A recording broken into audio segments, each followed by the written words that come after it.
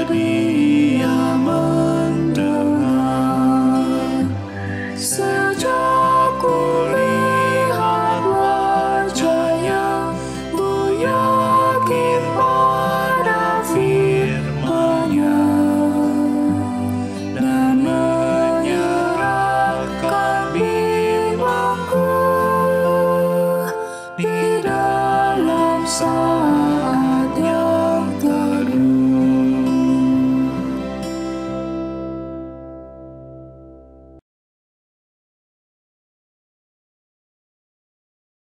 Mazmur 86 ayat 11-12. Tunjukkanlah kepadaku jalan-Mu, ya Tuhan, supaya aku hidup menurut kebenaran-Mu. Bulatkanlah hatiku untuk takut akan nama-Mu. Aku hendak bersyukur kepadamu, ya Tuhan, Allahku, dengan segenap hatiku, dan memuliakan nama-Mu untuk selama-lamanya. Senang sekali jika hari ini kita boleh kembali bersama dalam persekutuan doa pagi. Di hari yang baru Tuhan beri, mari kita mencoba untuk kembali mengingat karya kasih Tuhan dalam hidup ini, sehingga kita bersama-sama boleh merasakan sukacita yang sejati.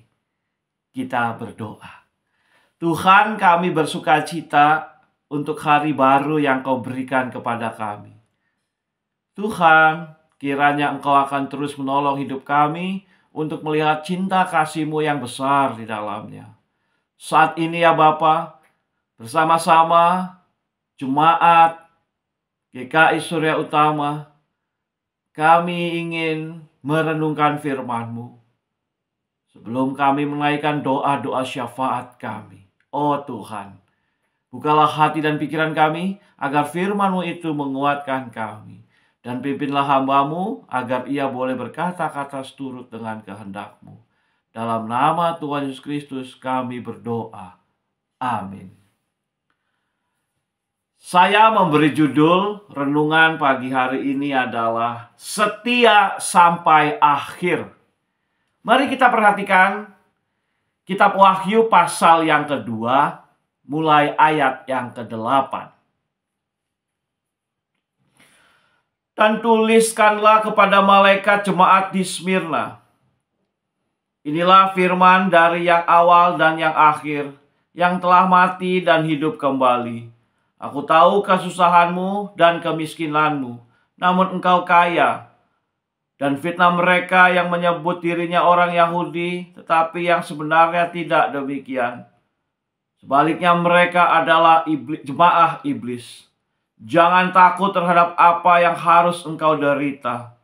Sesungguhnya iblis akan melemparkan beberapa orang dari antaramu ke dalam penjara, supaya kamu dicobai dan kamu akan beroleh kesusahan selama 10 hari.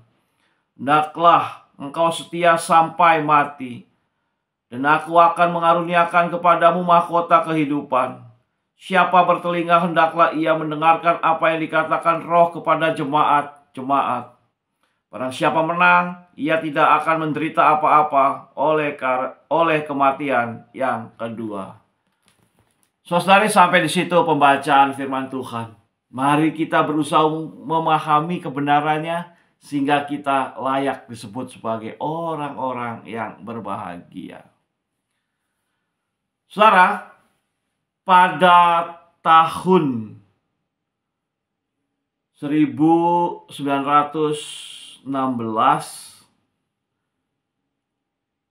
seorang yang bernama Sir Ernest Shackleton, seorang penjelajah, mempunyai tekad untuk melintasi Antartika, benua Antartika. Benua Antartika adalah salah satu benua yang ada di kutub selatan.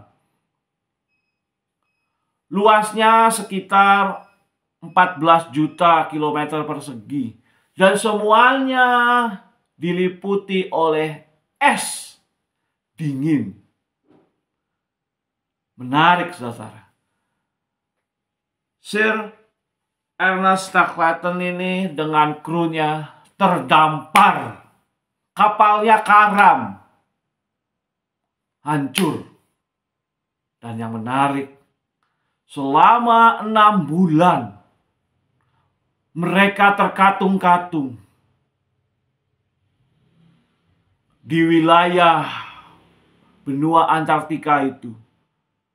Semuanya es sejauh mata memandang. Yang ada hanya kehampaan, dingin. Tetapi Ernest berusaha untuk mendorong krunya, awak kapal yang dibawa. Penderitaan ini hanya sementara.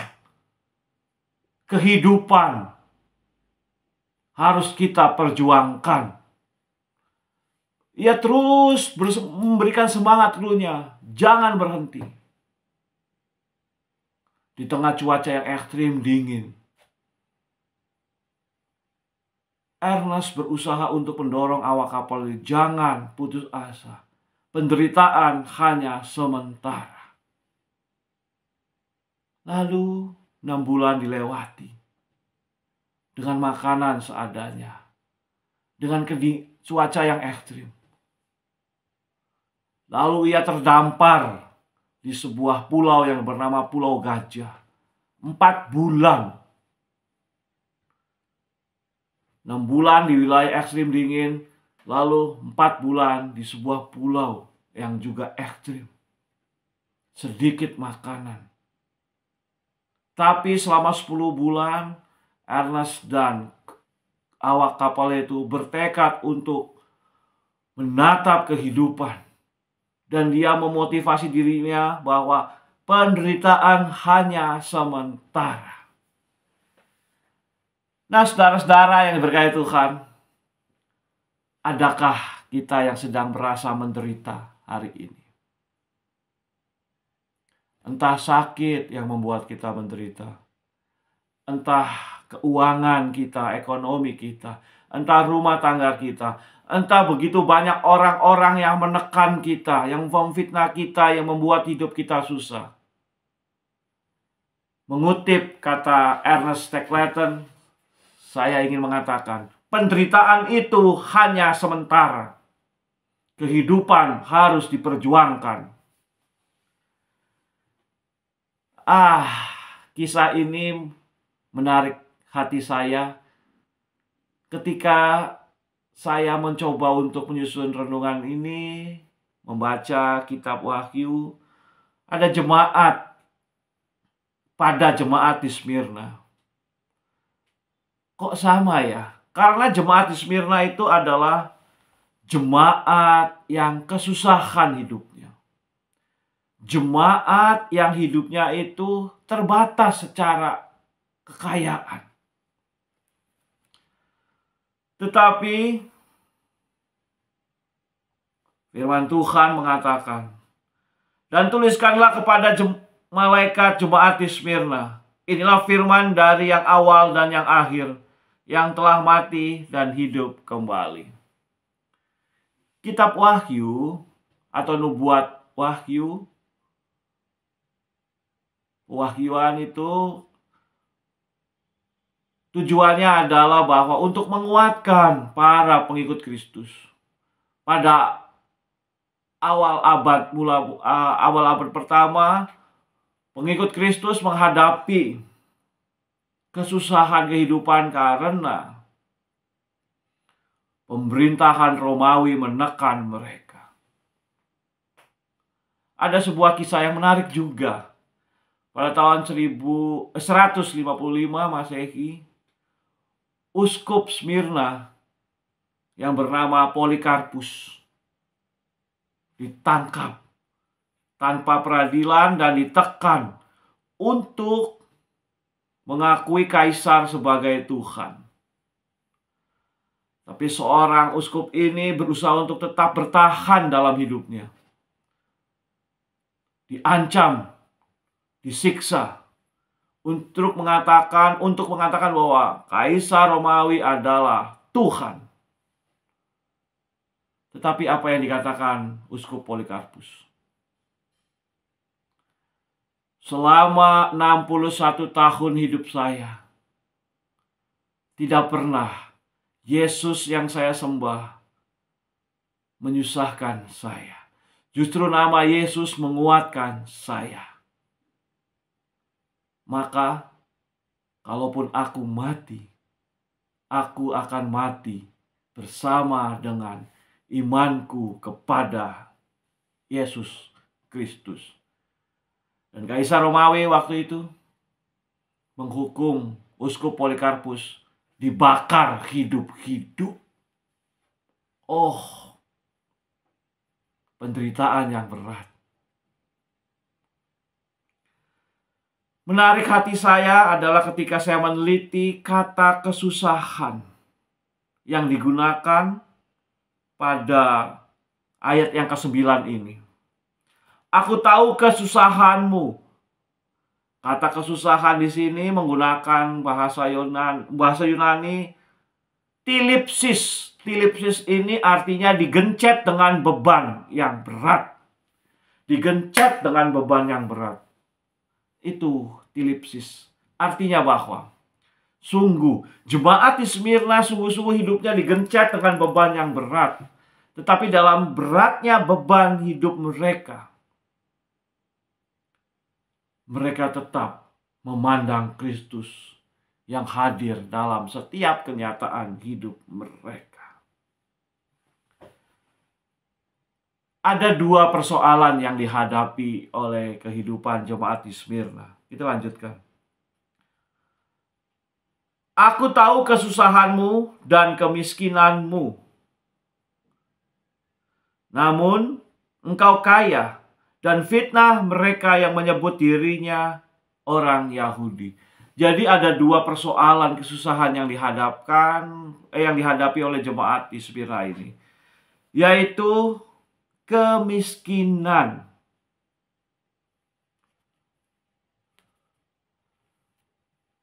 Kemiskinan menggunakan kata petochehia. Petochehia ini adalah melarat, tidak punya apa-apa. Jadi jemaat di Smyrna ini sungguh-sungguh tidak punya apa-apa. Adakah di antara saudara yang sampai miskin tidak punya apa-apa? Apa yang harus kita lakukan ketika kehidupan kita petochehia, miskin, melarat, tidak punya apa-apa? Pertama-tama, jangan takut. Karena Kristus terus menaungi, hadir dalam kehidupan kita. Ketika kehidupan kita susah, mari kita merasakan kehadiran Kristus. Awal dan yang akhir, yang artinya menaungi kehidupan kita sepenuhnya. Ini juga mendorong kita, saudara, bahwa kita juga perlu melihat orang di sekitar kita. Kalau kita tahu kemiskinan itu membuat kesusahan, apa yang sudah kita lakukan ketika kita tahu ada orang di sekitar kita yang kesusahan? Kemiskinan, kemelaratan, kesusahan menggencet hidup kita. Tapi mari bertanya, sudahkah kita peduli kepada kesusahan, kemiskinan, kekurangan orang-orang di sekitar kita? Setia sampai akhir. Ketika kita selalu merasakan pimpinan Tuhan, sungguh hidup kita dalam penyertaan Tuhan. Kalau kita merasa hidup dalam penyertaan Tuhan, maka mari kita perhatikan sesama kita. Hari ini, jika saudara merasa tersentuh oleh kesusahan orang lain, bantu mereka. Ketika saudara mendengar kabar saudara, keluarga, kerabat yang kesusahan hidupnya, bantu mereka sesuai dengan kemampuan kita. Setia sampai akhir bukan hanya kita melihat pergumulan permasalahan yang kita hadapi, tetapi juga kita melihat apakah aku sudah berbuat sesuatu ketika orang lain merasakan kesusahan.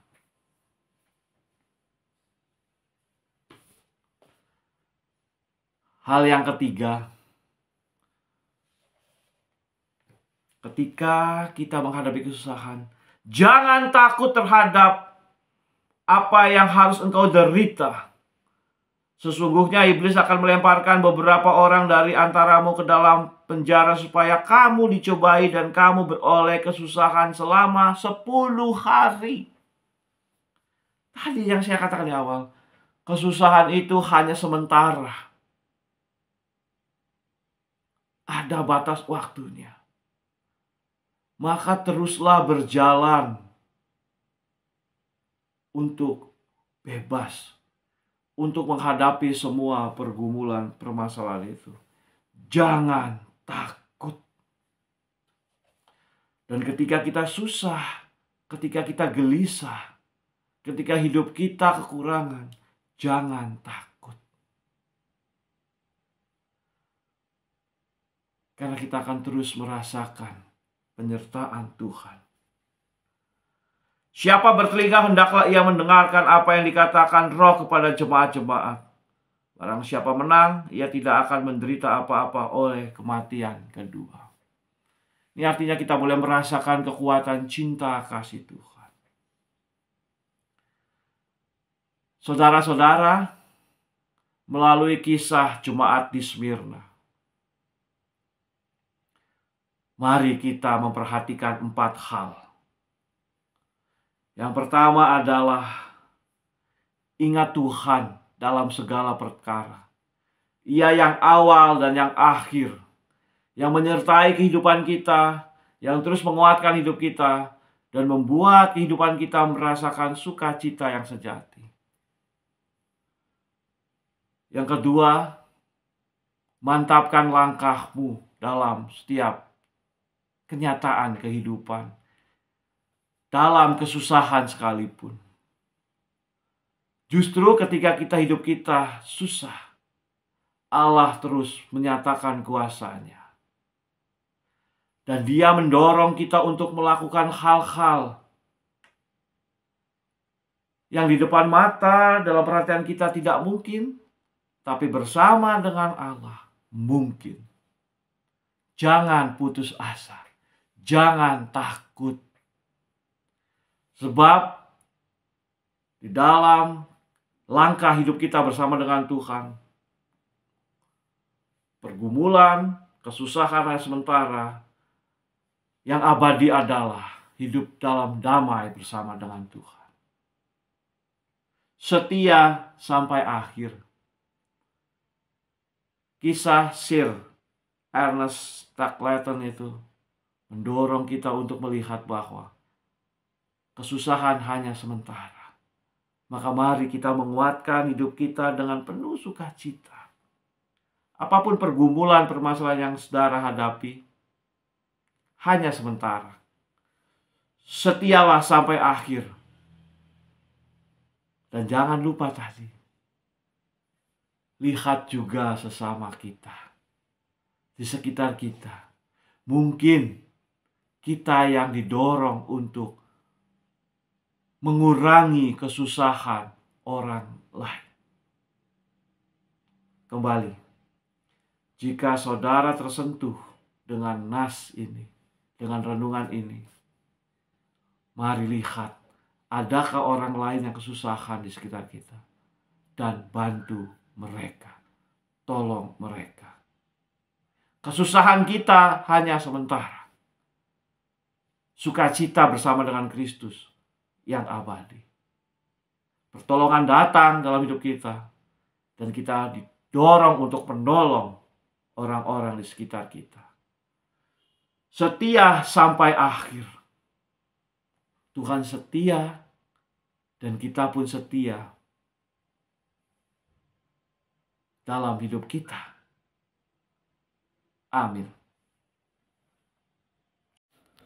Mari kita berdoa. Bapa di dalam surga, terima kasih ya Tuhan, Engkau selalu hadir dalam kehidupan kami. Pimpin kami ya Tuhan untuk merasakan kehadiran-Mu yang menguatkan, yang menghibur, yang memberikan pengharapan. Sehingga hidup kami sebagai anak-anak-Mu tetap setia sampai akhir. Dalam semua tindakan, tutur kata, dan perbuatan, nama Kristus dimuliakan melalui hidup kami.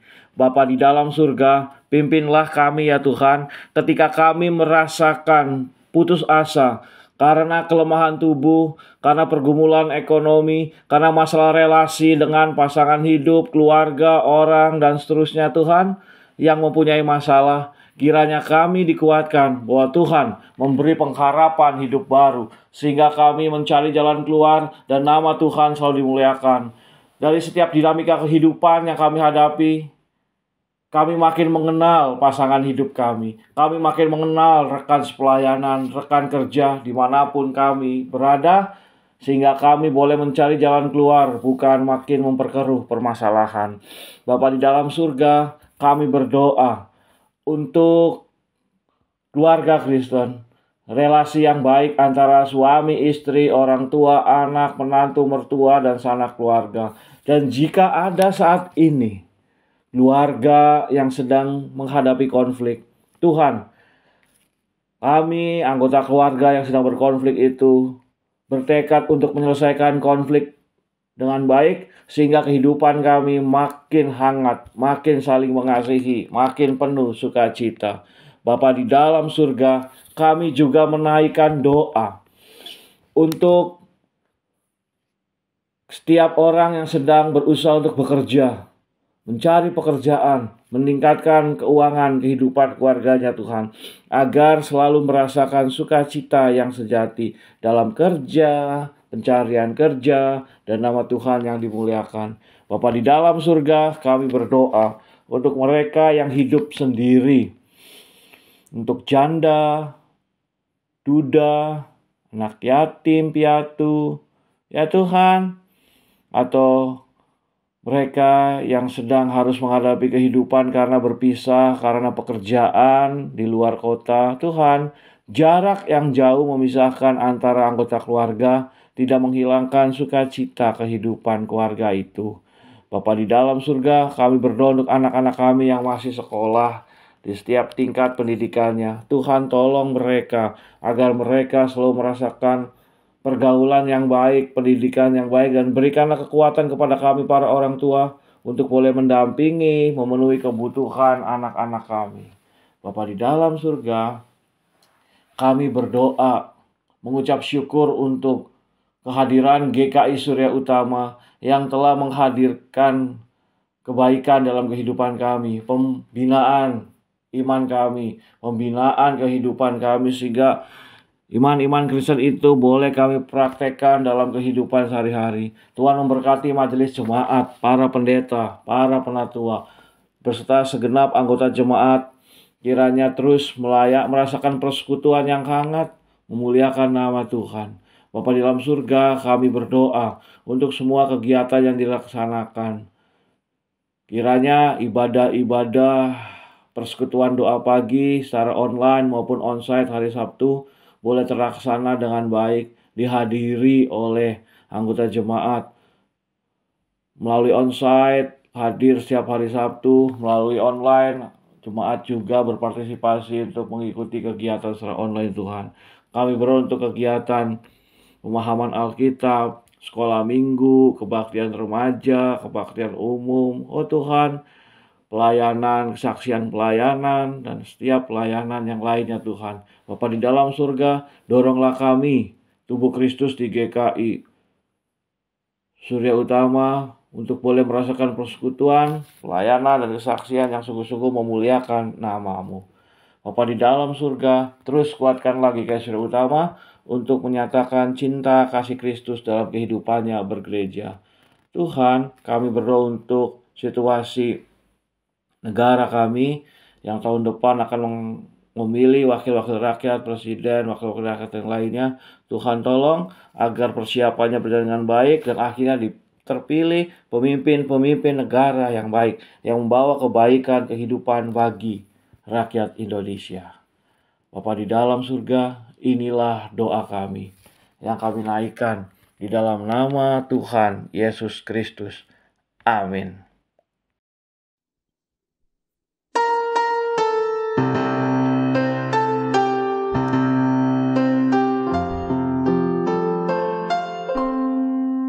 Kasih Tuhan